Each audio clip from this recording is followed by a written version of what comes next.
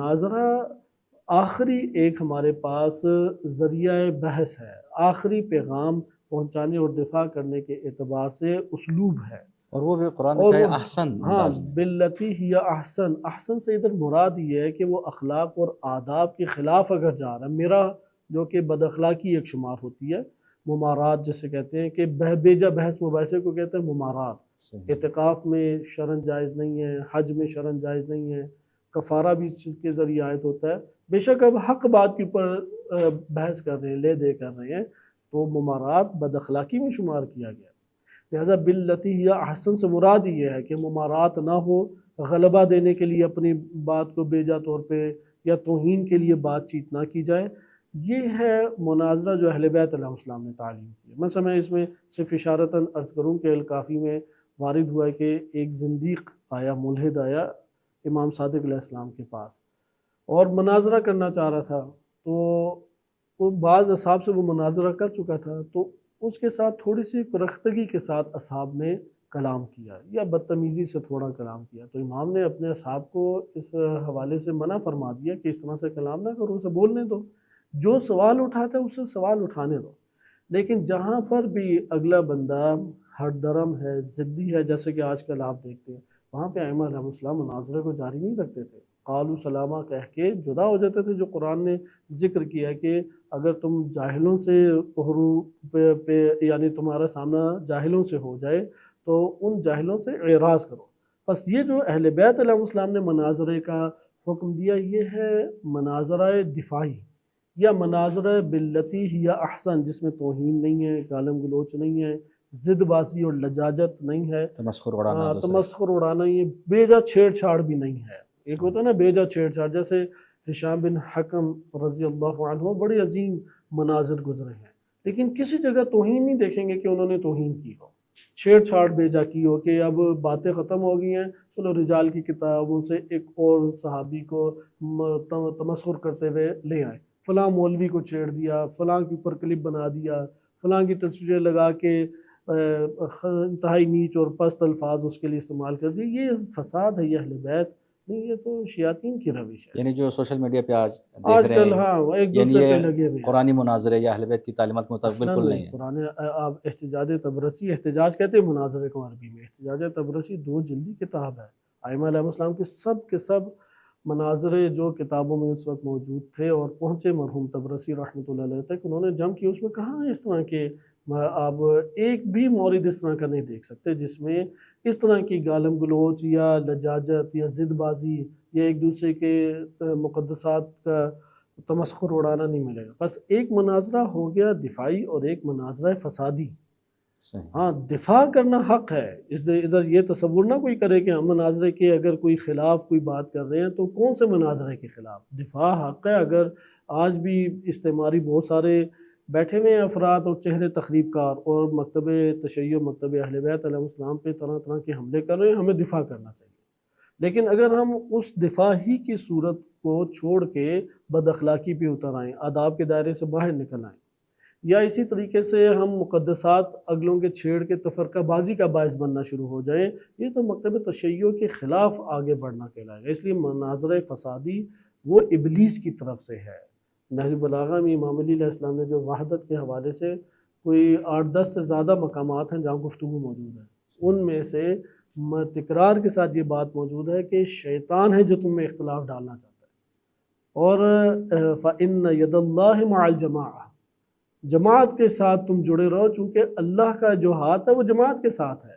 پھر امام نے فرمایا کہ وہ شخص جو سب اس جماعت سے دور ہو کے نکل کھڑا ہو باہر، وہ اسی طریقے سے شیطان کا شکار ہو جاتا ہے جیسے گلے سے اگر باہر بکری کو نکال دے تو وہ بکری بھیڑیوں کا شکار ہو جاتی ہے. جیسا آپ نے یہ ملاحظہ کیا کہ مناظرہ فسادی بلا شک و شبہ وحدت کے قیام میں بہت بڑی رکاوٹ ہے، اور لیکن ہم ہمارے دیکھتے ہیں مفکرین اس کہ کے خلاف جو ہیں. مکتب امام خمینی ہے، یعنی رہبر معظم انقلاب جو افکار پیش کرتے ہیں، اس میں بھی وحدت کو بنیادی حیثیت حاصل ہے.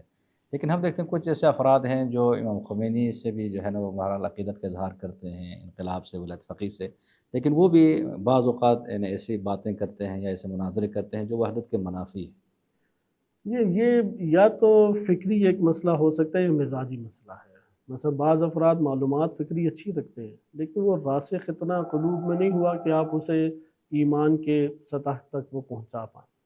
اور بعض لوگوں کا مزاج اپنا مزاج غالب ہوتا ہے ان کی معلومات کے اوپر. مثلا مزاج ہے کہ فلاں گروہ کے ساتھ رہنا ہے، یا مزاج ہے کہ فلاں بندے کی تائید کرنی ہے، یا فلاں بندے کے ہمراہ رہنا ہے.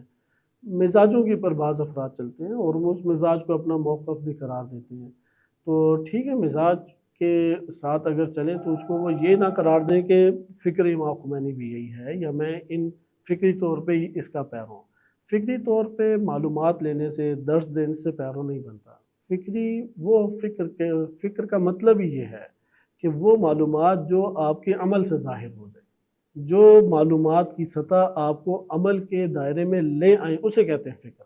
یعنی اس کو ایمان سے بھی تعبیر کیا، جسے آج ہم فکر کہتے ہیں، ہمیں قرآن کریم نے اس کو ایمان سے تعبیر کیا. اقرار اور ایمان میں ہمیں فرق کرنا چاہیے. اس لیے یہ والی باتیں کرنے والے ایک بڑا طبقہ ہے جو اقرار کیے ہوئے فقط اچھی باتیں لگتی ہیں، اچھا تصور پیش ہوتا ہے اس لیے اقرار کرتے ہیں، لیکن افکار کی تاثیر نفوذ کی پر ایسی کہ وہ عمل سے بھی جھلکے، تو یہ کم افراد ہیں. یا نؤمن ببعض ونکفر ببعض، یعنی امام خمینی کی بعض باتوں کو لے لیتے ہیں اور بعض کا وہ ایمان بعض پر ایمان لے آئے، وہ ان کے عمل سے جھلکتا ہے، لیکن بعض میں ان کے دل جو ہیں وہ بیگانے ہیں، دل ان سے اچاٹ ہیں، زبان سے اگرچہ وہ الفاظ ادا کرتے ہیں. تو اغا سستانی نے جو فتویٰ دیا ہے، یا رہبر کا جو فتویٰ ہے مقدسات اہل سنت کی توہین حرام ہے، وہ بھی اسی جہت سے ہے کیونکہ یہ چیزیں وحدت کی راہ میں رکاوٹ ہے. کوئی شک نہیں، حتیٰ کہ بعض مناظر ہیں وہ آغا سیستانی کی یہ بات دہراتے بھی ہیں کہ ہم انہیں اپنے بھائی سمجھتے ہیں، تو کیا پتہ گھر میں بھی بھائیوں کے ساتھ ایسا ہی وہ سلوک کرتے ہوں، چھیڑ چھاڑ، لڑائی جھگڑے، توہین، گالم گلوچ.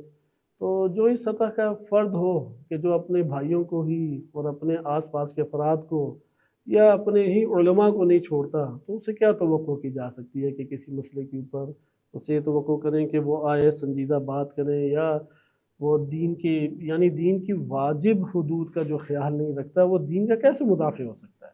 تو یہ مسائل ہیں کہ آغا سیستانی کے پوری دنیا میں اس حوالے سے خصوصی استقبال کیا گیا رہبر معظم کے بیانات، اور ہم اس کی تاثیر اپنے وطن عزیز میں دیکھیں. مثلا یہ والی بات جو میں اب کرنے لگا ہوں، یہ ہر ایک کے لیے لمحے فکری ہے، اور خود یہ احساس کرتا ہے کہ اگر پاکستان کی فضا میں مناظرہ اور تبرہ نہ ہوتا، اعلانیہ طور پہ آپ اپنے چار دیواری میں اختلاف اور موقف کے اعتبار سے عمل کرنے میں آزاد ہیں، لیکن آپ معاشرے کے اندر جب قدم رکھتے ہیں، اگر یہ تبرعی جو سلسلہ ہے اور اسی طریقے سے جو فسادی مناظرہ ہے، نہ کہ دفاعی مناظرہ تو برحق ہے، فسادی مناظرہ اور یہ تبرع سلسلہ نہ ہوتا، شاید پاکستان کی بڑی تعداد وہ دائرہ تشیع میں داخل ہو چکی ہوتی.